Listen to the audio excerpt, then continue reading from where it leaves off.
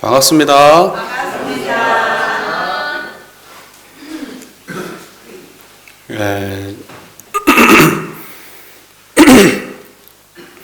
좀 팔팔한 교무님 보니까 기분이 좀 괜찮지요? 왠지 저도 팔팔한데 기분 좋죠. 이렇게 옛날에 그 선배 교무님들께서 이렇게 저희들 보고 그러면 원로님들이 막 그냥 보기만 해도 기분 좋아하시고 그러더라고요. 저도 아직 팔팔한데도 막 이렇게 교무하겠다고 나온 이렇게 젊은 예비 교무들 보면은 그냥 기분이 좋아요.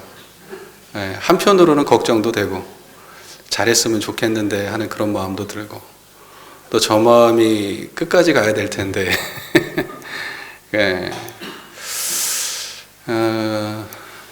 그렇습니다. 하여튼 심적으로 많이 응원해 주시고 성장해서 잘 성장해서 대종사님의 깨달음을 세상에 전하는 전법사도로서의 역할을 잘 수행할 수 있게 되기를 우리 교도님들께서 좀 마음으로 많이 응원 부탁드립니다.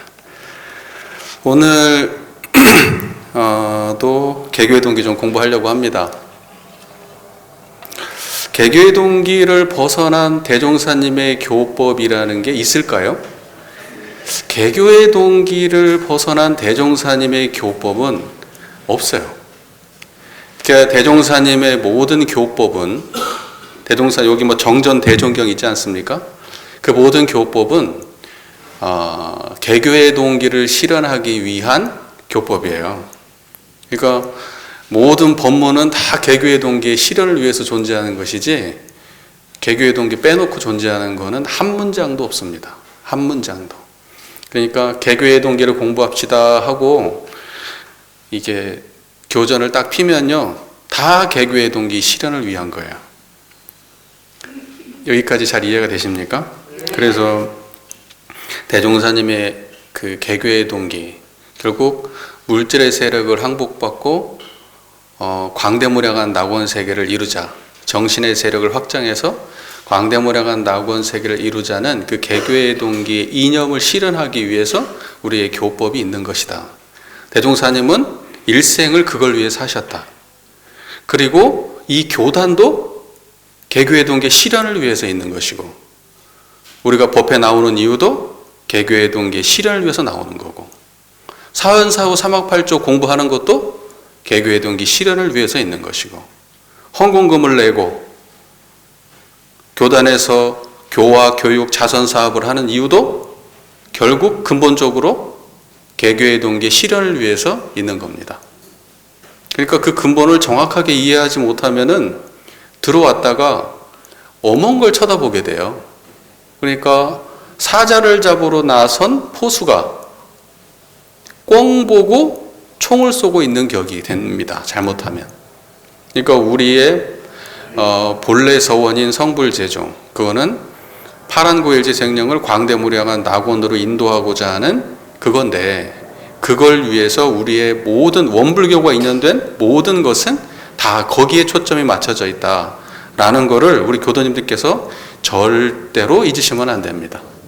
그래서 제가 이렇게 계속해서 똑같은 소리를 반복하는 겁니다. 왜냐하면 이게 가장 근본적이고 중요한 이야기니까. 여러분 정신수양 공부 왜 합니까? 개교의 동기를 실현하는 이제 이렇게 나와야 되는 거예요. 근데 정신수양 공부 왜 하냐고 하면 나 마음 행복하려고요. 나 너무 괴로워서 마음 편안하려고요. 이게 사음 보은 왜 합니까? 복 좀 지으려고요. 내가 복이 너무 없어서. 다 틀린 말은 아니지만 대종사님 교법에 비추어 보면은 약간 부족한 말이에요. 다. 우리가 정신수양 공부한다, 사리 연구한다, 작업 취사한다, 사음 보온을 한다, 솔성열언을 한다, 성리를 연마한다, 법의를 향상시킨다. 그거 전부 다 뭐 하기 위해서 한다고요?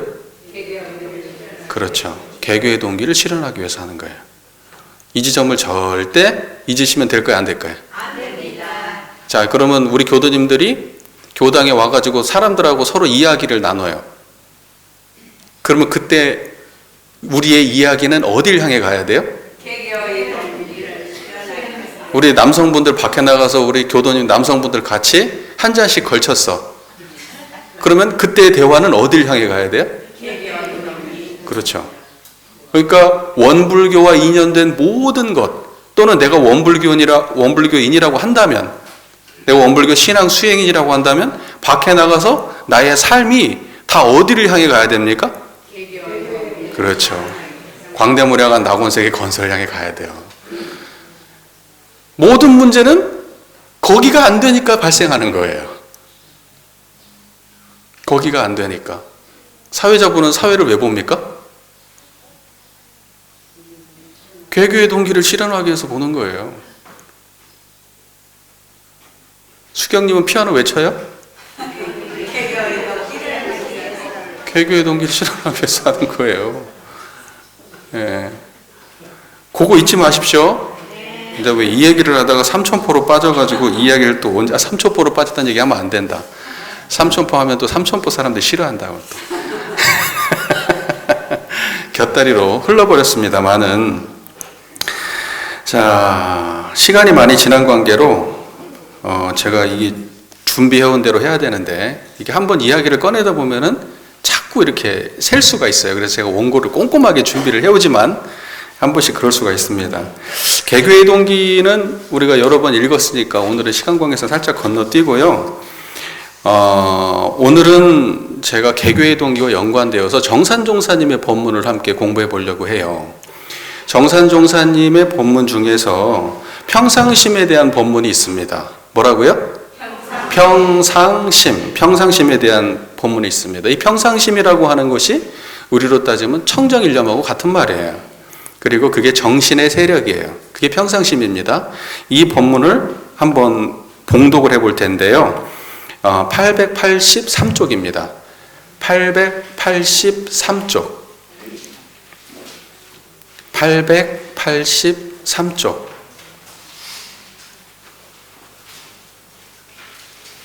네, 피셨습니까? 네, 함께 봉독을 해볼게요.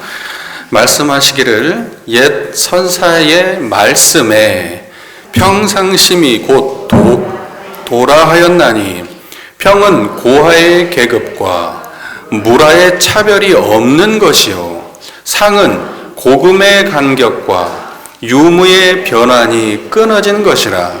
이는 곧 우리의 자성을 가리키며 우리의 자성은 곧 우주의 대돈이라. 그러므로 이 평상의 진리만 분명히 해득한다면 곧 견성자이며 달도자라 할 것이나 마음의 용처에 있어서는 서로 그 진리를 다 깨닫지 못하였다 할지라도 경우에 따라 능히 평상심을 실행할 수 있으므로 우리는 이 평상의 진리를 연구하는 동시에 또한 평상의 마음을 잘 운용하여야 할 것이니라. 이렇게 말씀하셨습니다. 이 45장하고 46장이 이어지는 본문인데요. 일단 먼저 45장부터 봤습니다. 자, 이렇게 시작하죠. 말씀하시기를 옛 선사의 말씀에 이렇게 얘기하죠. 그때 옛 선사가 누구냐? 누굴까요? 모르시겠죠. 마조도일이라는 선사입니다. 마조도일이라는 아주 유명한 선사가 있어요. 그 마조 어록은 유튜브에 제가 강의해 놓은 게 있으니 참고하시기를 바랍니다. 그 마조 선사의 어록을 보면은 평상심시도에 대한 이야기가 나옵니다. 제가 그 이야기를 조금 드리려고 하는데, 마조만 이야기했냐 하면 처음에 마조가 이야기를 했고 그 이후에 그 남전보원이라는 선사와 그 다음에 조주 종심이라고 하는 선사 두 사람이 이야기를 나눌 때 이게 나옵니다. 그리고 조주는 이 평상심시도라는 말을 자주 사용했습니다. 그래서 시작은 마조도일 선사부터 시작된 겁니다. 그리고 정산종사님은 이거를 갖다가 평상심시도라고 하는 것만 딱 가져오고 내용을 그대로 가져오지는 않았어요. 그 평상심시도라는 것만 갖고 오고 내용은 정산종사님의 독특한 자신의 법문입니다. 그러니까 평상심지도가 불교하고 똑같지가 않아요. 자, 그래서 그런데 이제 일단은 평상심지도라고 하는 것이 불교에서 어떻게 초반에 쓰였는지 그걸 좀 공부를 살짝 하고 넘어갈게요. 자, 내용이 이렇습니다. 제가 이런 거 하려고 막 책까지 뒤져가지고 막 찾고 그래요. 얼마나 열심히 설교 준비하는지 모른다니까. 이렇게 됐어요. 즉시에 도를 알고자 하는가. 이제 마조선사가 법상에 올라가가지고 상당 법문이라 그래요. 이렇게 법상에 올라서 사람들 앉아있을 때 이렇게 법문을 하는 거예요. 대화가 아니고. 즉시에 도를 알고자 하는가. 대중들 앉혀놓고 이렇게 묻는 겁니다. 평상심이 바로 도이다. 이렇게 말하고, 무엇을 일러 평상심이라 하는가. 이렇게 말합니다. 조작함이 없고 무조작, 옳고 그름을 따짐이 없으며 무시비, 취하거나 버림이 없고 무취사, 끊어짐과 이어짐이 없으며 무단상, 범부도 없고 성인도 없는 것이 무범무성, 이것이 바로 평상심이다. 이렇게 말했어요. 심플하죠? 심플하죠. 근데 이 이야기를 들으면서 바로 아시겠죠? 아, 평상심이라는 거는 조작함이 없다. 청정한 이 자리는 조작함이, 여러분이 있게 하면 있게 하고 없게 하면 없게 할 수 있는 게, 이쪽으로 옮기고 저쪽으로 옮길 수 있는 게 그런 게 아니잖아요. 조작함이 없어요. 이 청정한 이 자리가. 그리고 옳고 그름을 따짐이 없어요. 시비분별이 없어요. 그 다음에 취사, 간택이 없어요. 그리고 단상, 끊어지고 이어진 자리가 아니에요. 뭔 말인지 이해가 되시죠? 그리고 이거는 범부도 성인도 전부 다 범부라고 없는 게 아니고 성인이라고 따로 있는 것이 아니에요. 범부나 성인이나 전부 다 같은 자리란 말이에요. 그러니까 범부가 악업을 짓고 성인이 선업을 지어요. 그죠? 범부가 악업을 짓고 성인이 선업을 지어요. 악업과 선업 사이에 있는 마음이 아니에요? 청정한 이 자리가 선업이에요? 무슨 말인지 이해가 되세요? 그러면 범부가 악업을 짓는다고 해서 이 마음이 없어요? 뭔 말인지 이해되시죠? 그 말이에요. 그걸 보고 뭐라고 얘기하니냐, 범부의 행위도 아니고 성의의 행위도 아닌 바로 이것이 보살의 행위다. 이렇게 말해요. 그러니까 이 보살행은 뭐냐? 평상심이에요. 깔끔해요? 네. 그리고 실제로 이 보살행, 이 평상심이라고 하는 것은 실제 우리의 삶에서 어떻게 드러납니까? 청정한 거예요. 청정한 거예요. 예, 우리 교도님들 유튜브에 마조어록 박근삼 검색해 보시기 바랍니다. 자, 이렇게 정리를 해드릴게요. 근데 정산종사님은 이거를 조금 다르게 설명하세요. 평상심 이렇게 설명을 안 하고 평과 상을 구분해서 설명하세요. 평의 마음, 상의 마음. 자, 보세요. 평이라고 하는 거는 고하의 계급과 무라의 차별이 없는 것이요. 그죠? 평이라고 하니까 평은 뭐예요? 높낮이가 없다는 거잖아요. 높낮이 없다는 거는 계급의 차별이 없다는 거잖아요. 계급의 차별이 없으니까는 너와 내가 없다는 거예요. 무슨 말인지 이해되십니까? 그걸 보고 계급과 모라의 차별이 없는 것, 이걸 평이다. 이렇게 설명을 하세요. 그리고 상이라고 하는 거는, 이거 상이라고 하는 거는 항상 상자잖아요. 항상이라는 거는 끊어짐이 있다는 거 없다는 거예요. 예, 변화가 있다는 거 없다는 거예요. 그렇죠? 영원하다는 거예요? 아니면 영원하지 않다는 거예요? 그게 상이거든요. 상이라고 하는 거는 고금의 간격과, 고금은 뭐예요? 옛날이나 지금이나 그 간격이 없고, 옛날에도 이거고 지금도, 여러분 10년 전에도 다음 생에도 오직 이 청정한 자리뿐이잖아요. 그래서 고금이 없다 그래요. 그리고 유무의 변환이 끊어졌다. 유무는 변화잖아요. 여기는 변화가 있어요, 없어요? 변화가 없잖아요. 자, 우리는 이것을 자성이라고 가리키는 겁니다. 정산종사님은 이 평상이 바로 자성이다. 자성은 무슨 말이죠? 우리의 본래 마음자리. 성이라고 하는 걸 한자로 풀이하면 이렇게 말하는 게 꼭 옳은 건 아닌데, 마음 십자 옆에 날생자 있잖아요. 여러분 화나는 마음, 짜증나는 마음, 좋은 마음, 기쁜 마음 다 나오는 그 자리, 거기를 성품이라고 한다 이래요. 이거 어려워요? 표정이 그렇게 지금 예, 단순하죠? 그걸 성품이라고 하는 거예요. 그러니까 그 성품 자리가 청정한 자리고, 청정한 자리를 그거를 평상심이라고 한다. 됐습니까? 그 평상심이라고 하는 온갖 분별이 없는 자리라는 거예요. 근데 정산종사님은 계급과 차별이 없다 이렇게 말했어요. 그것을 왜 굳이 그렇게 하셨냐면 정산종사께서 살아가던 시절이 어떤 시절이에요? 어떤 사회입니까? 일제강점기 끝나고 세계 2차 대전 그리고 6.25 전쟁 이런 시기를 정산종사가 살아오셨어요. 그러니까는 과거 선사들이 하는 표현을 쓰지 아니하고 지금의 사람들의 차별상을 성품에 대입해서 표현하신 거예요. 이 말 이해되시죠? 예.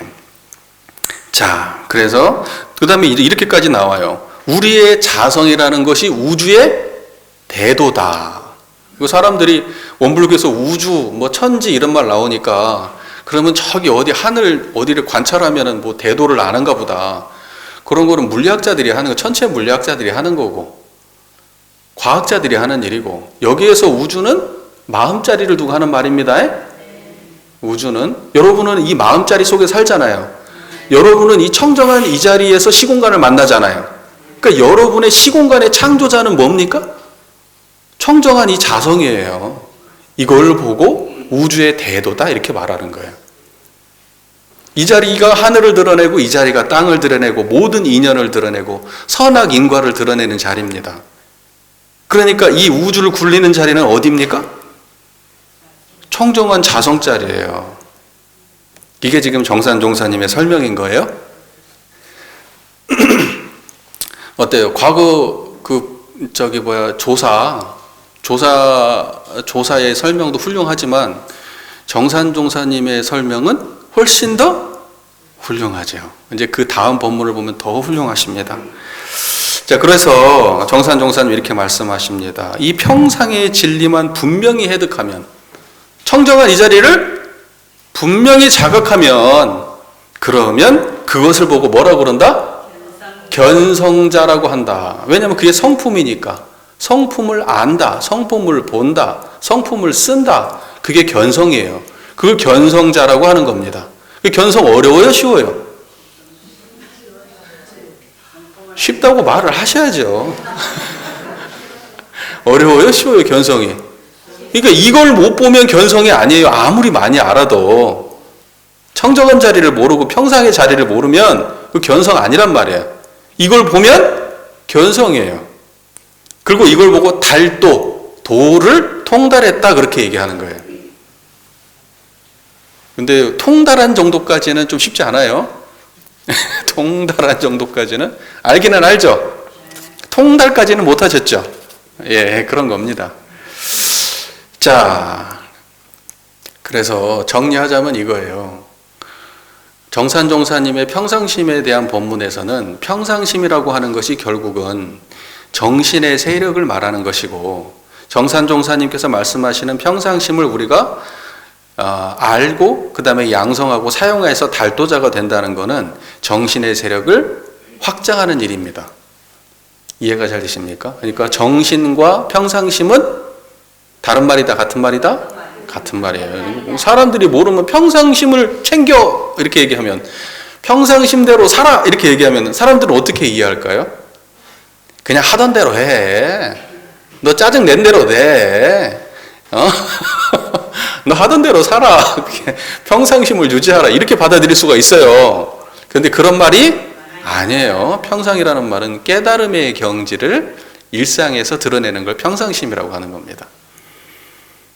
자, 네. 사람들이 정신 차려 그러잖아요. 그 정신 차려도 보통의 모르는 사람들끼리 얘기할 때는 야, 너 지금 집중해 이런 말로 받아들이잖아요. 집중해. 근데 그런 말이 아니고, 우리 깨달음을 논하는 자리에서 정신이라고 하는 거는 분별성과 주착심이 없는 경지를 정신이라고 하는 겁니다. 그러니까 일상의 용어를 쓰시지만 그 내포는 완전히 다른 거예요. 그러니까는 본문을 이해하는 그 안목이 꼭 필요한 겁니다. 그러니까 본문을 읽을 때 절대 상식의 선에서 읽으면 된다, 안 된다? 안 된다. 제가 그 얘기를 그렇게 많이 하는 거예요. 그러니까 물질 그러면 또 사람들이 상식선에서 읽어버리는 거예요. 물질. 감정은 물질이 아닌 줄 알아요. 판단은 물질이 아닌 줄 알아요. 인간관계는 물질의 세력이 아닌 줄 안단 말이에요. 물질을 그러면 그냥 이렇게 뭐 볼펜 이런 게 물질인 줄 안단 말이에요. 뭔 말인지 이해가 되시죠? 네. 자, 그 다음에 정산종사님 이렇게 말씀하십니다. 마음의 용처에 있어서는, 용처라는 거는 어때요? 사용하는 그곳, 그죠? 거기에 있어서는 서로 그 진리를 다 깨닫지 못하였다 할지라도. 그러니까 이게 무슨 말이냐면은 내가 일상에서 이 평상심을 일상의 모든 순간에 다 구현할 수는 있다, 없다? 예? 그럴 수는 없을 수 있다는 거예요. 용처에서 전부 다 그거를 다 그 깨달은 자리를 드러낼 수는 없을 수 있지만, 그것은 결코 쉬운 일이 아니지만 이 평상의 진리를 항상 연구하고 잘 운용해야 하는 것이 결국은 우리가 가야 할 정신수양의 길입니다. 정신세령 확장의 길입니다. 무슨 말인지 잘 이해가 되시죠? 그러니까 평상의 마음을 잘 운용하는 것, 이것이 광대무량한 낙원세계로 가는 거고 정신의 세력을 확장하는 겁니다. 자, 그 다음 볼까요? 이제 정산종사법어 권도편 46장입니다. 여기 한번 보겠습니다. 884쪽이니까 바로 그 다음 본문입니다. 자, 이어 말씀하시기를 평상심을 운용하는 몇 가지 신뢰를 들어 해석하자면 1. 어느 일이나 한번 정당한 곳에 입각한 이상에는 그 지키는 바 신의가 항상 여일함이 평상심이니 그 신념이 항상 환경에 초월하여 환영과 배척이 능히 마음을 더하고 덜하게 하지 못하며 환란과 영화가 능히 마음을 변하고 옮기지 못하여 한 번 뜻을 정한 후에는 능히 천만난경을 돌파하고 마침내는 생사관문에 이른다 할지라도 오직 태연자약하여 조금도 요동하거나 의구하는 기색을 보이지 않는 것은 신의에 나타난 평상심이요. 2. 우리가 대중을 상대하여 은의를 서로 맺은 이상에는 그 교제의 정신이 항상 원만하고 순일함이 평상심이니 그 정신이 능히 파당에 초연하고 증애에 안 끌려서 이를 당하여는 오직 공정을 주장하고 은혜를 베풀 때에는 오직 무념을 주장하여 여기는 이주고 저기는 해주며 어느 때는 좋아하고 어느 때는 싫어하는 마음이 없으며 서로 저 피은 자가 배은하는 일이 있다 할지라도 은혜 베풀 때의 마음을 조금도 변하지 아니하는 것은 교제에 나타난 평상심이요. 3. 우리가 세상에 처하여 빈부의 환경을 당할 때에 그 응하는 감정이 항상 담박함이 평상심이니 그 태도가 항상 평탄하여 가난하여도 가난한데 구구한 바가 없고 부하여도 부한데 넘치는 바가 없으며 금이 옥식을 할지라도 외면에 교만한 빛이 보이지 아니하고 추위 악식을 할지라도 내심에 부끄러운 생각이 없게 되는 것은 빈부에 나타난 평상심이요. 4. 우리가 세상에 출신하여 안위의 모든 경우를 당할 때에 그 가지는 바 정신이 오직 전이람이 평상심이니 편안한 때에도 항상 조심하는 대중을 놓지 아니하고 위급한 때에도 항상 규모 절도를 범하지 아니하여 한가히 거하나 난중에 처하나 그 부동하고 유유한 정신이 조금도 변하지 않는 것은 안위에 나타난 평상심이니라. 이 참 정산종사님의 법문이 굉장히 고급져요. 근데 말이 쉽지는 않아요. 어려운 말이 많이 나와요. 진짜 이런 법문을 볼 때 이게 과연 과거의 어떤 선종에서 이야기하는 그런 법문하고 이게 수준이 얼마나 구체적이고 멋집니까? 이 법문이. 이거 하나가 그냥 경전을 만들어도 될 정도의 이 법문인데, 제가 볼 때 이런 걸 참 소개시켜주고 싶어요. 제가 이걸 다루려면은 이거 네 가지를 벌써 평상심 네 가지를 말씀하셨는데 네 가지를 이렇게 사회를 다뤄야 되나?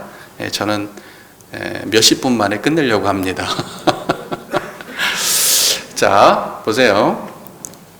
평상심 운용하는 몇 가지 신뢰를 들어 해석하자면, 그래서 정산종사님께서는 구체적인 신뢰를 들어서 이럴 때 평상심을 구해내라. 이럴 때 평상심을 구해내라. 이럴 때 평상심을 구해내라. 이럴 때 평상심을 구현하는 것은 이러이러한 것이 평상심을 구현하는 거다. 이렇게 말씀하시는 거예요. 그러니까 당신의 어떤 체험과 당신의 어떤 그 해안이 굉장히 집약적으로 담겨 있는 글입니다. 한번 차근차근 한번 볼게요. 자, 이게 이제 정리를 먼저 하자면 첫 번째는 신의에 나타난 평상심이고, 두 번째는 교제에 나타난 평상심이고, 세 번째는 빈부에 나타난 평상심, 그리고 네 번째는 안위에 나타난 평상심, 이렇게 해가지고 네 가지의 경우에 평상심을 유지해라, 이렇게 말씀하신 거예요. 그러나 네 가지만 있겠습니까? 그렇지는 않겠죠. 여기서 이제 네 가지를 공부하면 그리고 나머지는 다 알아서 챙겨야 되겠죠. 네. 자, 이걸 한마디로 큰 틀에서 정리를 하고, 개교의 동기 입장에서 큰 틀에서 한번 정리를 하자면 이거예요. 신의에 나타난 평상, 신의, 그 다음에 교제, 그 다음에 빈부, 그 다음에 안위라고 하는 이 모든 거를 개교의 동기의 입장에서 보면 이걸 보고 물질의 세력이라고 합니다. 그러니까 이러한 모든 물질의 세력에 당했을 때 평상심을 잘 운용하는 것을 보고 정신의 세력을 확장한다, 이렇게 말하는 거예요. 이게 모든 본문은 다 이러한 구성으로 되어 있는 거예요. 그러니까 개교의 동기를 앞에 딱 걸어놓고 이 논법으로 모든 교리를 해석할 수가 있어요.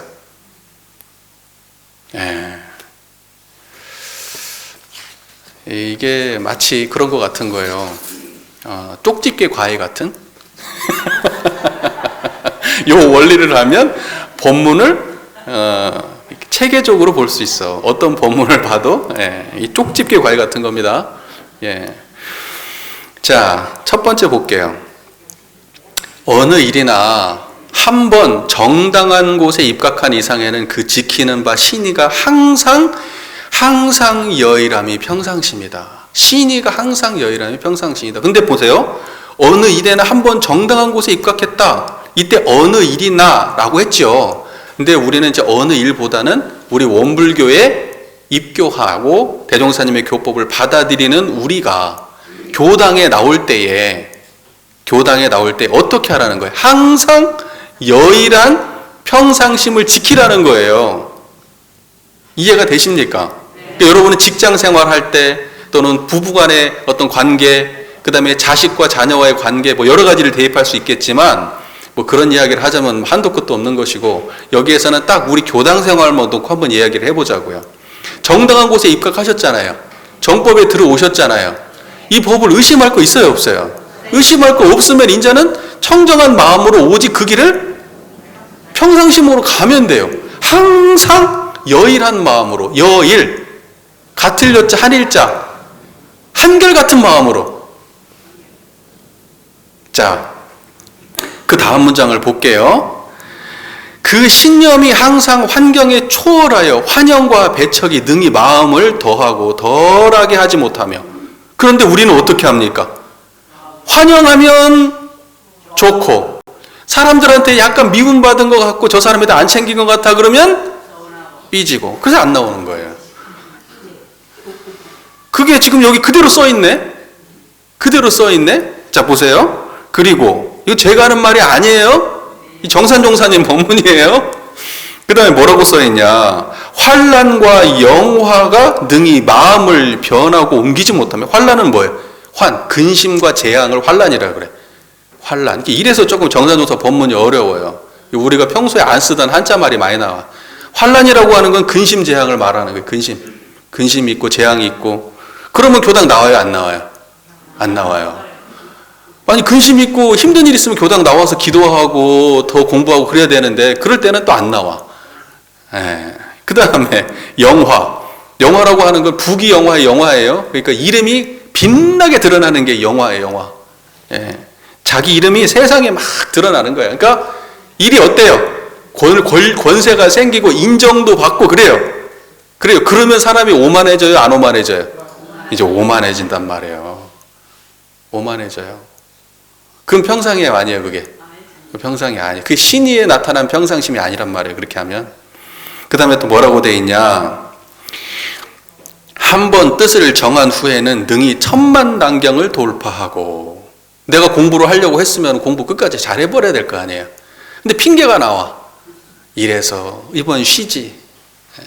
저러니까 뭐 괜찮겠지. 한 번 뜻을 세우고 성불재중의 길을 가야겠다 그러면 그냥 쭉 여일하게 항상 여일한 평상심으로 가야 되는데 돼요, 안 돼요? 안 된단 말이에요. 안 된다고. 그래서 어디까지 가야 되냐? 마침내는 생사관문에 이른다 할지라도 죽고 사는 데까지 간다 그래도 오직 태연자약하여. 태연자약이 뭔 말이에요? 태어나다는 거는 걸림이 없다는 거예요. 이게 태라는 거는 엄청 크다는 뜻이잖아요. 그래가지고 엄청 커가지고 흔들림이 있어요, 없어요? 없어요. 태연자약한 거예요, 그게. 그래가지고 조금도 요동하거나 의구라는 거는 의심하고 두려워하는 마음이에요. 그런 마음, 의구하는 기색이 보이지 않는 것은 신의에 나타난 평상심이요. 그러니까 평상심을 지킨다는 건 뭐예요? 여러분, 평상심을 지키는 분이 교당에 나온다는 건 어떤 거예요? 정당한 곳에 입각을 했어. 정법도 만났고 이 고법을 공부를 해요. 그럼 그 다음에 뭐 해야 되는 거예요? 사람들이 다 인정해 주네, 안 해주네. 여기 끌려다니면 돼요, 안 돼요? 인정해 주면 해주는데 끌리고, 안 하면 안 하는데 끌리고. 그죠? 환난과 영화. 내가 일이 잘 풀리거나 내 인생이 꼬라박는다고 해도 거기에 흔들리면 돼요, 안 돼요? 거기 흔들려도 안 돼요. 그 다음에 천만난경. 그 다음에 생사의 관문이 있다 하더라도 흔들림이 없이 오직 항상 여일한 평상심을 지키는 것을 보고 물질의 세력인 아까 환영과 배척, 환난과 영화, 천만난경, 생사의 관문이 다 그게 물질의 세력이에요. 그런데 그런 물질의 세력을 당했을 때 항상 여일한 평상심을 떠나지 않으면 그걸 보고 정신의 세력을 확장한다. 물질의 세력을 항복받는다. 그렇게 말하는 거예요. 그 평상심 지키실랍니까? 그냥 오락가락 하랍니까? 알아서 하세요. 자, 그 다음에 두 번째, 우리가 대중을 상대하여. 대중이라는 거는 이제 수많은 인간관계를 말하는 거죠. 대중을 상대해서 은혜를 서로 맺은 이상에는 그 교제의 정신이 항상 원만하고 순일함이 평상심이다. 그러니까 상대방하고 인연관계를 맺었어, 우리가. 은이라고 하는 것은 그 정으로, 은혜로운 정, 그 은이라고 해. 그 은이로 우리가 인간관계를 맺었어요. 잘. 그러면 그걸 잘 지켜가는 것이 평상심이잖아요. 그런데 그렇지 않아요. 이제 그 다음을 보시면 되겠지만 뭐라고 되어 있냐면 그 교제의 정신이 항상 원만하고 순일하다. 원만이라고 하는 거는 대종사님의 어떤 법문에는 원만은 일원상이다 이런 말이 나와요. 그러니까 원만하다는 거는 청정한 이 자리를 말하는 거예요. 그죠? 그리고 순일한 거는 순일. 다른 게 섞였어요, 안 섞였어요? 안 섞였어요. 다른 것이 섞이지 아니하고 아주 수수하고 순수한 상태, 이걸 순일한 거예요. 그건 어떻게 생겼습니까? 청정한 거예요. 청정한 거예요. 그걸 보고 평상심이라고 하는 겁니다. 그러니까 상대방을 대할 때 뭐가 막 잡것이 섞여가지고 상대방을 대하면 돼요, 안 돼요? 그건 평상심이 아니에요, 그게. 근데 우리는 막 오만 것이 막 섞여가지고 상대방을 대하죠. 그렇죠. 옛날에 이랬네 저랬네, 난 저런 스타일 싫으네 좋으네, 제가 나 무시했네 안 했네, 막 섞여 있어. 우리가 잡념 그러잖아요. 잡념은 뭐가 잡념이에요? 잡다한 게 섞인 게 잡념이에요. 순일은 뭐예요? 안 섞인 게 순이란 거예요. 안 섞인 거. 그러니까 여러분이 섞인 마음으로 상대방을 대하는지 순수한 마음으로 대하는지 한번 돌이켜 보십시오. 그 다음 문장 이렇게 되어 있습니다. 그 정신이 능히 파당에 초연하다. 그 정신이 파당에 초연하다. 파당이라고 하는 거는 뭡니까, 여러분? 이런 주장을 하고 저런 주장을 하고 이런 주의 저런 주의 또는 이러한 이해 저러한 이해를 가진 사람들이 자기네들끼리 똘똘 뭉쳐가지고 무리를 형성하죠. 무슨 여당이고 뭐 야당이고, 그 다음에 이 사람은 무슨 돈을 이렇게 버는 사람이고 이 사람은 봉사를 하는 사람이고 뭐 그쵸? 가치관에 따라서 12의 상황에 따라서 각자가 무리를 지어요. 이걸 보고 파당이라 그래. 파당. 뭔 말인지 아시겠죠? 이 파당에 초연하라고 돼 있어요. 여러분 초연하십니까? 정치 선거 때 되면은 파당에 초연하십니까? 파당에 흔들리시지 않습니까? 파당에 그냥 아주 갈대처럼 흔들리지 않아요? 예. 그게 이제 평상심이 없는 거예요. 옳고 그름을 판단 못 한다는 것이 아니고 어떠한 그 판단이 없다는 걸 말하는 게 아니라 그 판단이 있어도 이 자리는 떠나지 않아야 되고, 그 다음에 상대방에 대해서 악으로 규정해서도 안 되고, 또는 상대방이 잘 풀린다고 해서 내가 화가 나도 안 되는 거예요. 뭔 말인지 아시겠죠? 예. 거기에 초연해야 됩니다. 자, 그래서 이를 당하여는 오직 공정을 주장한다. 그죠? 우리 시비에 끌리잖아요. 원근 진소에 끌려가지고 공정하지 않지요? 항상 공정을 주장해. 공정을 주장합니다. 이 중요한 거예요. 은혜를 베풀 때는 오직 무념을 주장해. 인간관계에서 은혜를 베풀 때는 오직 무념을 주장해. 근데 은혜를 베풀고 무념이 되는 경우가 잘 없어요. 이거 굉장히 어려운 거예요. 근데 상대방이 내가 은혜를 베풀고 상대방이 모른 채 하거나 오히려 옛날에 했던 거에 대해서 더 반대로 나에게 함부로 한다거나, 아니 내가 잘해줬다니까 나를 함부로 대? 내가 만만해졌나? 이제 이렇게 생각이 들기도 하잖아요. 근데 무념으로 한다. 무념은 뭐예요? 청정한 자리예요. 청정한 자리. 베풀 때 무념해야 돼.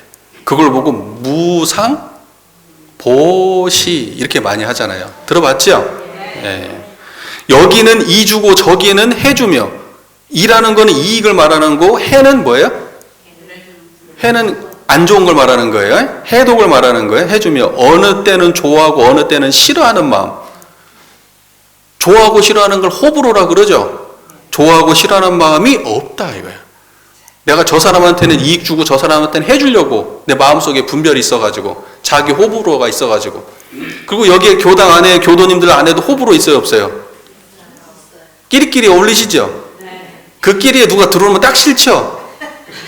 뭐 사춘기 여자애들처럼. 예? 우리끼리 내 가족끼리 그래가지고 다른 사람 들어오면 불편해. 예? 이러면 돼요 안 돼요? 안 돼요. 안 돼. 그건 교제에서 평상심이 없는 거예요 그거는. 그러니까 교화가 안 되는 경우가 많아요. 오래된 교당, 친한 교당, 사람들이 친해 서로. 근데 끼리끼리 친한 거야. 그게 열려있는 상태로 친한 게 아니야. 누가 들어와도 돼 이게 아니야. 우리끼리는 친한데 쟤는 불편해. 그래서 배제한다고. 그 끼리끼리 친한 교당은 절대 커질 수가 없어요. 끼리끼리 친하더라도 절대 다른 사람을 배척하는 마음이 없어야 되는 거예요. 예. 자, 서로 저 피은 자가 배은하는 일이 있다 할지라도 은혜 베풀 때의 마음을 조금도 변하지 아니하는 것은 교제에 나타난 평상심이요. 자, 우리가 교제를 할 때, 인간관계를 맺어갈 때, 사람을 대할 때 절대로 지켜내야 될 것, 정신의 세력을 확장하기 위해서 지켜내야 될 것, 청정한 자리를 떠나지 않는 거예요.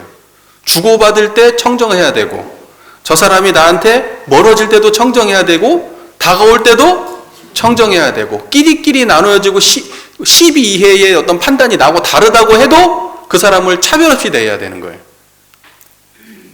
그게 교제에 나타난 평상심입니다. 정산종 목사님 수준이 너무 높게 말씀해 주셔가지고 이게 마음에 와닿을런지 나는 안 된다고 하고 그러실런지, 이렇게 해보세요. 이렇게 하면 그분의 인생이 아주 좋아집니다. 말할 거 있겠습니까? 그래서 주의, 어떤 특정한 주의, 주장, 이해, 증해, 호불호, 그 다음에 어떤 배은의 경계, 이거 전부 다 물질의 세력입니다. 이때 평상심을 지키는 것을 정신의 세력을 확장한다고 말하는 겁니다. 세 번째, 우리가 세상에 처하여 빈부의 환경을 당할 때에 그 응하는 감정이 항상 단박함이 평상심이니, 빈부는 뭐예요? 가난하다는 거잖아요. 부는 넉넉하다는 거 아니에요. 그러니까는 가난하거나 넉넉하거나 그런 환경의 상황이 우리가 살다 보면 당해요, 안 당해요? 어떨 때는 가난하고 어떨 때는 환경하고 부자고, 어떤 사람은 평생 부자고 어떤 사람은 평생 가난하기도 해. 그러나 그러한 상황을 닥치지 않은 경우는 없어요. 누구나 다 당해요. 그런데 그때 마음이 어때야 돼요? 부에 있어도 단박해야 되고, 그 다음에 빈에 있어도 단박해야 돼요. 단박하다는 게 무슨 말이에요? 이게 깨끗하다는 거예요. 담이라는 게. 그러니까 뭐냐면, 단박하다는 것은 욕심이 없고 마음이 깨끗하는 게 단박한 거예요. 단박한 거. 욕심 없는 마음을 단박하다 그러는 거예요. 근데 어때요?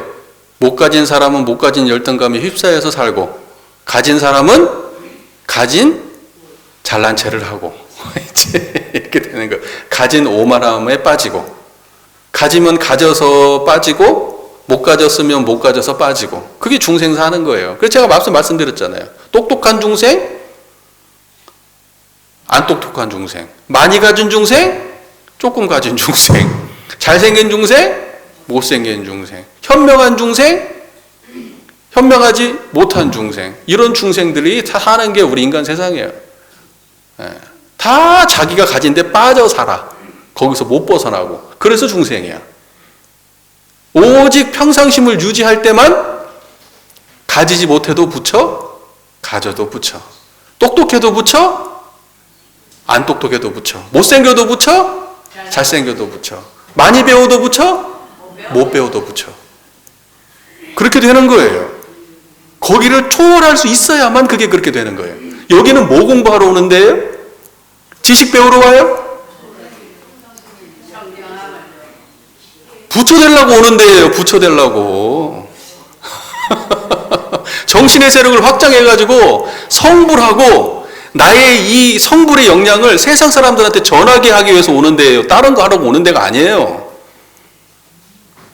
깔끔합니까? 예. 깔끔해야 돼요. 자, 그 다음 볼까요? 그 태도가 항상 평탄하여.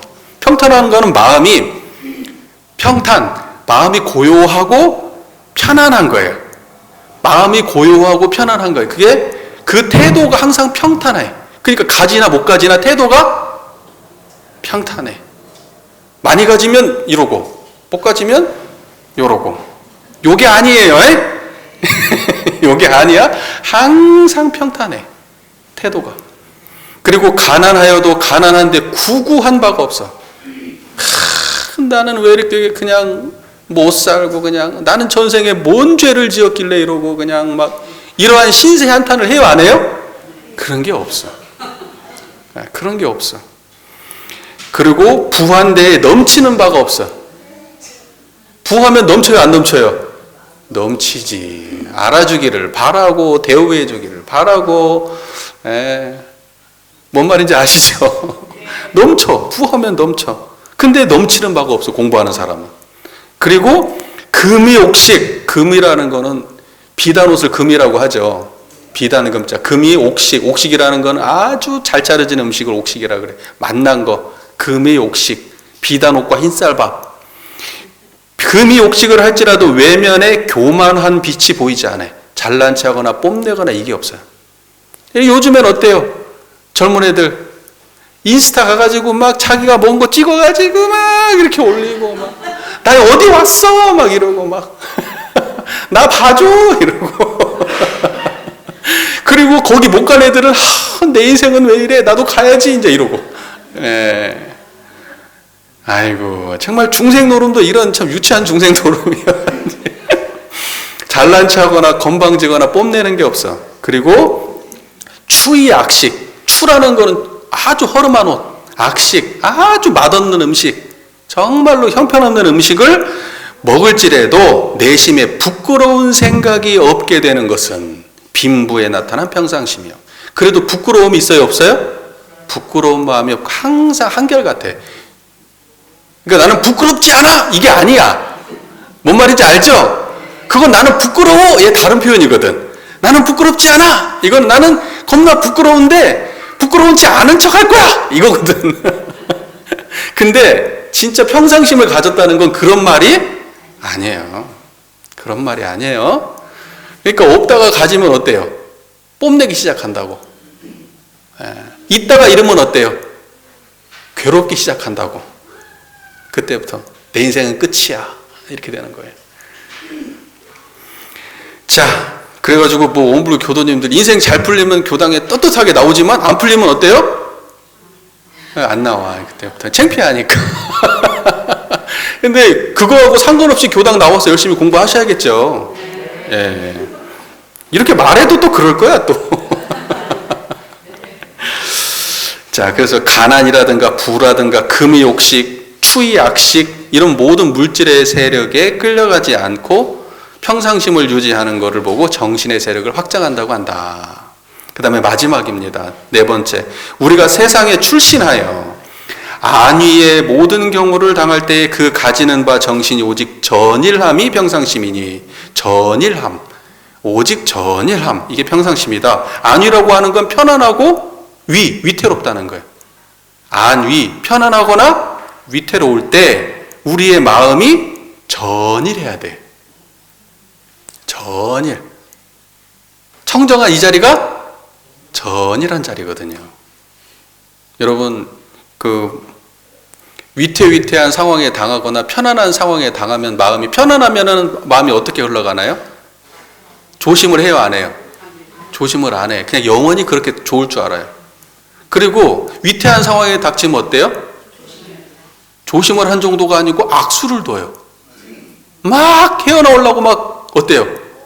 정신을 차리고 어떻게 해야지 하고 차분히 가라앉는 게 아니라 그냥 막 안절부절 못하고 난리를 치는 거예요. 난리를 쳐. 그러다가 어떻게 됩니까? 악수를 두는 거예요. 악수를 두면 어떻게 돼요? 자기가 좋게 하려고 행위를 했는데 결국 그것이 어떻게 돌아와요? 안 좋은 결과로 돌아오게 돼요. 그러니까 잘 돼도 한결같고 못 돼도 잘 되고 못 된 게 아니죠. 여기서는 이제 안위죠. 편안해도 안전하고 편안해도 한결같고, 그리고 위태롭고 힘겨운 상황이 닥친다고 해도 한결같아야 돼. 그게 전일하다. 그래, 전일하다. 그러니까 전이라고 비슷한 말, 우리가 흔히 쓰는 말이 이거 있어요. 원불교에서 흔히 쓰는 말. 온전한 생각으로 취사하기를 주의할 것이요. 상식응용 주의사항 1장. 많은 사람들이 온전, 생각, 취사를 구분해가지고 온전 따로 생각 따로 그런데 온전한 생각이 전이란 마음이에요. 그거 구분하면 돼요? 안 돼요? 그거 안 되는 거예요. 나 이게 걱정돼 죽겠어. 그거 온전은 정신수양, 생각은 사리용구. 대종사님의 말씀하시는 경지에 대한 이해가 없이 방법론으로 해석을 해버리는 거예요. 그 정신수양이다 사리용구다 그러면 여러분한테 남는 게 뭔데요 도대체? 온전한 정신이 바로 지금 알아야지. 온전한 정신, 그럼 바로 알아야지. 온전한 정신으로 육군을 작용하는 게 상신용 주의상 1조구나. 그렇다면 온전한 정신은 뭐냐? 아, 청정한 이 자리구나. 정산종사님 말씀을 따지면 아, 전이란 이 자리구나. 이게 온전한 자리구나. 이렇게 알아야지. 이거 꼭 기억하세요. 그 온전 생각 취사 구분해서 하지 마세요. 세상 유치한 설명이에요. 세상 유치한 설명. 내가 이런 말을 하도 많이 하니까 말조심을 해야 되는데 이거 보고 상처받은 분이 또 많아. 나 그거 엄청 싫어해. 맨날 온전 생각 취사 구분해가지고 하시는 분들이 저 엄청 싫어하거든요. 안 하려고 하는데 하다 보면 막 나와버려. 마음속에 있어가지고. 구분하면 안 됩니다. 여러분 많이 들었죠? 온전 생각 취사. 그 온전 생각은 그거 구분하는 말이 아니에요. 예. 자, 다음 문장 볼게요. 편안할 때에도 항상 조심하는 대중을 놓지 아니하고 위급한 때에도 항상 규모 절도를 범하지 아니하. 그러니까 편안할 때에도 조심한다는 거예요. 조심은 뭐예요? 마음을 항상 청정하게 한다는 거예요. 그리고 함부로 마음을 흩어버리지 않아요. 조심한다는 거는. 근데 규모와 이게 안 좋은 상황에 닥칠 때도 어떻게 되냐면 규모와 절도를 범하지 아니한다. 그래서 규모라고 하는 거는 규범을 말하는 거예요. 제도. 그리고 절도 그러면 법도를 말하는 거예요. 그러니까 어떠한 제도나 법도를 범하지 않아요. 그러니까 예를 들면 내 인생이 힘들다고 해서 도둑질 안 한다고. 내가 아무리 잘못 풀렸다고 해도 사람들한테 함부로 대하지 않아요. 어떠한 규모, 어떤 제도와 법도를 범하거나 넘어가질 않아. 아무리 내가 위태한 상황이 닥친다고 하더라도. 뭔 말인지 아시겠죠? 그리고 한가하거나 난리가 났다는 거죠. 난중에 처하거나 그 부동하고 유유하다는 건 한가하고 여유롭다는 거예요. 한가롭고 여유한 정신이 조금도 변하지 않는 것은 안위에 나타난 평상심이니라. 부동하고 유효한 정신이 변하지 않아. 한가롭고 편안한 것이 변하지 않아. 내가 정말 어려운 상황에 처했는데도 불구하고.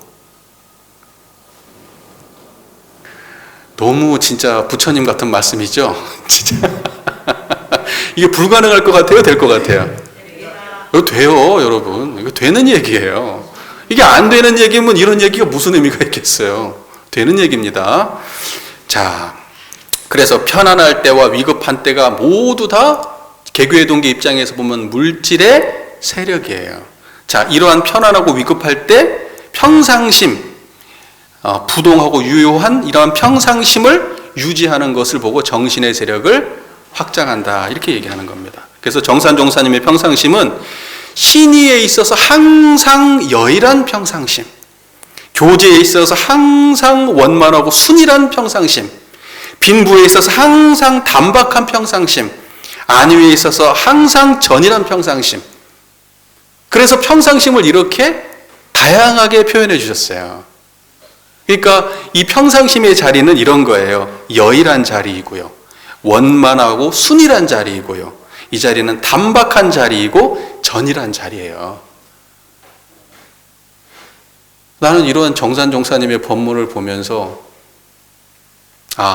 이게 넘사벽이구나 라는 거를 넘사벽이구나 라는 걸 느껴. 이 수준이 넘사벽이구나. 이렇게 진짜 철두철미하고 이렇게 자세하게 이걸 설명할 수가 있는가. 과거의 선사들이 평상심 설명한 거하고는 비교할 수가 없어요. 평상심이란 말만 똑같이 썼지. 자, 그래서 우리가 여러 가지 정산종사님께서 여러 가지 말씀을 평상심에 대한 말씀하셨지만 그냥 한마디로 정리하면은 청정한 이 자리.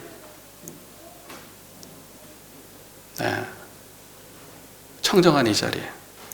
신이 교제, 빈부, 안위, 이때마다 청정한 이 자리를 지키는 것. 이것이 바로 정신의 세력을 확장하는 일이다. 경청해 주셔서 감사합니다. 3계에서 예. 좁게, 색게, 무색게 예. 거기에서 아주 깔끔하게 예. 3계가 뭐냐? 욕계, 색계, 무색계에 대해서 깔끔하게 얘기를 해달라. 3계라는 건요, 불과해서 굉장히 복잡합니다. 사실은. 여러분, 3계라고 하는 거를 여러분 그 인터넷 같은 데 찾아보거나 책을 뒤져보세요. 여러분 그 책을 읽고 이해할 수 있다면 제가 여러분 옆에 가서 대례를 올리겠습니다. 뭔 말인지 몰라요. 절대 몰라요. 3계라는 말이. 근데 정산종사님이 굉장히 깔끔하게 3계를 정리했어요. 근데 제가 지금 그 원문이 생각이 안 나니까 제가 나름대로 소화해가지고 설명을 하자면 욕계가 뭐냐면 욕계, 욕망으로 가득 찬 중생의 마음 세계예요. 욕망은 뭡니까? 먹고, 자고, 입고, 싸우고, 놀고, 이것만 생각해. 그게 자기 삶의 중심이야. 맨날 먹는 것만, 맨날 놀러 가는 것만 생각해. 그리고 그것이 잘 되면 행복하고, 그것이 충족이 안 되면 불행하다고 느껴. 그러니까 이제 안에 생각하는 거는 돈밖에 없는 거야. 돈. 물질. 나 저 사람 없으면 안 돼. 나 돈 없으면 안 돼. 나는 꼭 낚시 가야 돼. 나는 꼭 술을 마셔야 돼. 이걸 보고 욕계 중생이라고 해요. 욕계 중생. 본능에 충실한 거예요. 자기 욕망에 충실한 거. 자기 욕망만 따라 사는 걸 보고 뭐라 그래요? 욕계 중생이라고 그래요. 욕계 중생.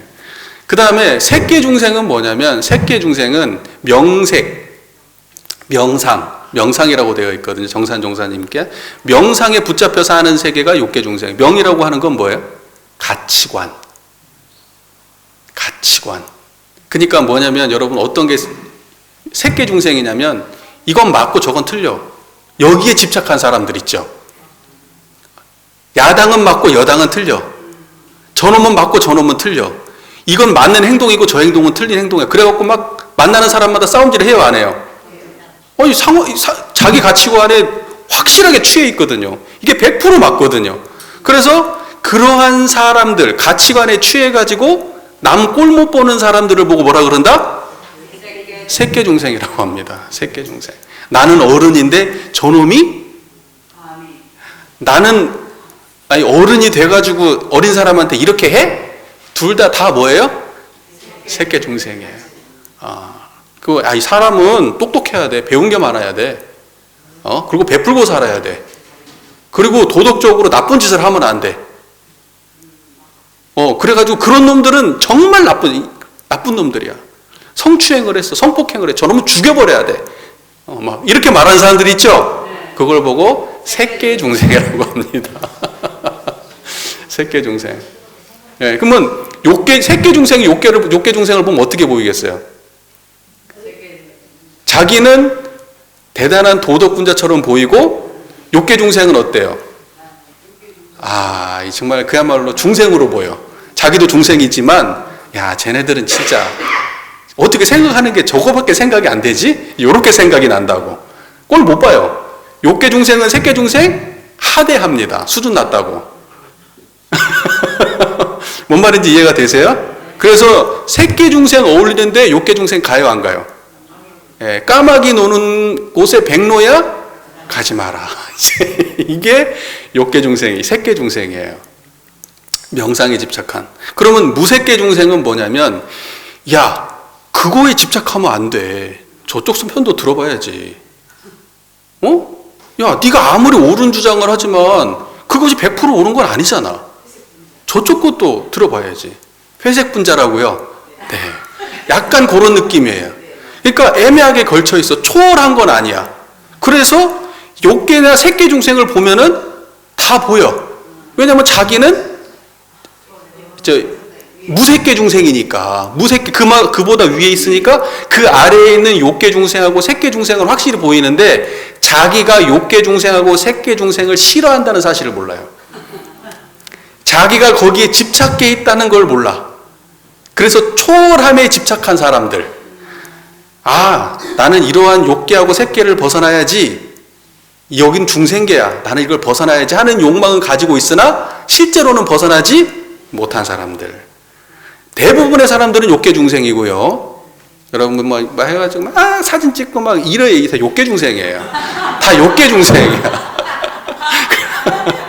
색계 중생은 뭐냐면 색계 중생은 도대체 어떤 사람들이 색계 중생이냐? 보통 선생님들이나 예를 들면 뭐 이런 분들이죠. 뭘 이렇게 좀 그래도 뭔가 좀 가치관을 중요하게 생각하는 사람들, 약간 지식인들, 약간 요런 분들 있잖아요.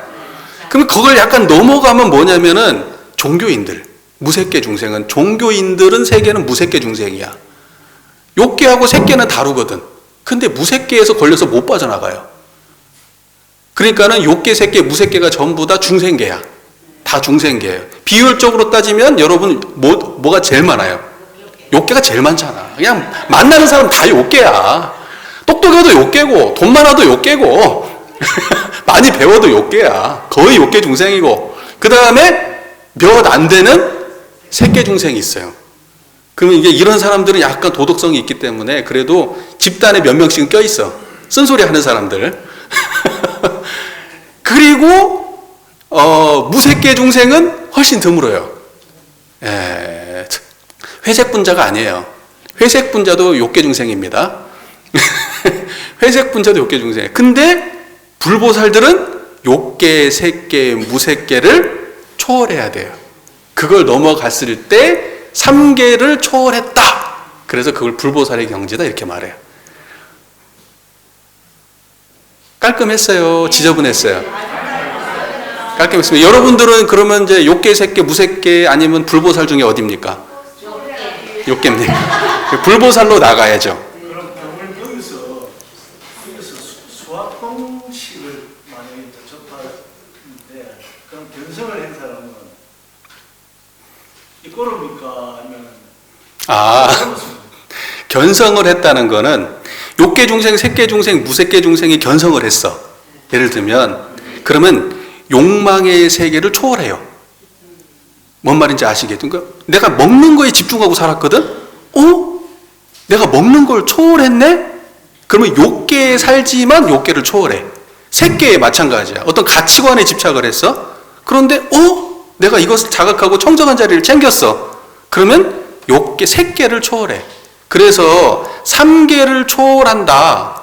보보 초삼계, 걸음걸음마다 3계를 초월하시라고 나오잖아요. 왜 안 들어본 것처럼 그래요? 예. 걸음걸음, 내가 근데 이거는 뭐냐면요. 사람이, 중생이, 어떠한 사람은 그냥 100% 욕계, 색계, 무색계, 이렇게 돼 있는 게 아니에요. 실상은 비율이 달라요. 비율이. 그래서, 내가 아무리 먹는 거 좋아해도 자식을 볼 때는 옳은 말을 하거든. 내가 아무리 욕계 중생이지만 남편이 술 마시는 거 보면 그건 아니라고 말하거든. 근데 같이 술 마시진 않아. 그런데 비율적으로 차이는 있지만 어느 쪽 비율이 크냐에 따라서 그 사람을 욕계 중생, 색계, 무색계 중생 나누지만 그냥 일방적으로 욕계만 있지는 않아요. 그러면 축생이지, 축생.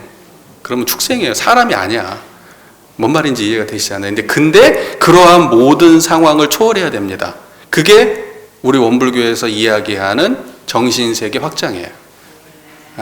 그거를 이제 견성했다. 또는 견성의 상태로 나의 모든 삶의 수준을 높여가면 나중까지 어디까지 가느냐? 항마 위 이상 올라가면은 그러면 그럼 불보살 됐다. 그러는 거예요. 그래서 불보살의 수준도 다양해요. 이제 이걸 욕계, 색계, 무색계의 수준을 다 쓸어 안으면서 불보살이 돼 있으면 출가 이상의 도인이고 내가 욕계, 색계, 무색계의 어느 한쪽의 역량에만 밝아. 가치관에 박다든지 아니면 먹고 사는 데만 박다든지 그러면서 초월할 수도 있거든요. 그러면 약간 부족해요. 그러니까 뭐냐면 똑같은 불보살이라도 수준이 천차만별이에요. 불보살의 수준이. 그러니까 대종사 같은 분들은 드물어. 근데 항마이는 조금 듬성듬성 나올 수 있어도 항마를 넘어가서 출가나 대강열의 도인들은 세기를 건너뛰어야 되는 거예요. 그렇게 쉽게 나오는 도인들이 아니에요. 다 갖춘 도인들은. 그러니까 여러분이 우리가 해야 될 일은 내가 어느 중생인지를 잘 파악해서 여기에 대한 집착으로부터 벗어나서 불보살이 되어야 되겠다. 이렇게 생각하면 돼요. 그러니까 욕계 중생이어도 바로 불보살로 가는 겁니다. 견성하면. 견성한 즉시 간다는 게 아니라 견성해가지고 열심히 공부를 해 나가면 갑니다. 예. 지금 초월하고 계시지 않아요? 네. 예. 지금 초월하고 계셔야 돼요.